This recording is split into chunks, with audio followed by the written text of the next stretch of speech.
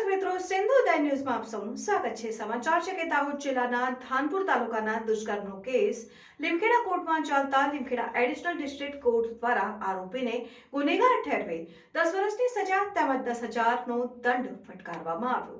દાહોદ જિલ્લાના ધાનપુરના પોક્સોના આરોપીને 10 વર્ષની સજા।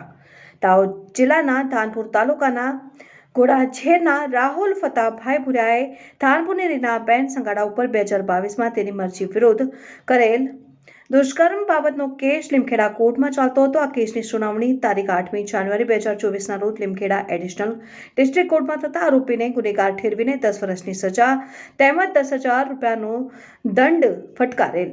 જો 10,000 રૂપિયા નહીં ભરે તો વધુ 6 માસની સાદી કેદની સજા ફટકારવામાં આવેલ। રિપોર્ટર રમેશ પટેલ, સિંધુ ઉદય ન્યૂઝ, સિંગવડ। મારું નામ એસ.બી. ચૌહાણ, મદદનીશ જિલ્લા સરકારી વકીલ, એડિશનલ ડિસ્ટ્રિક્ટ કોર્ટ લીમખેડા।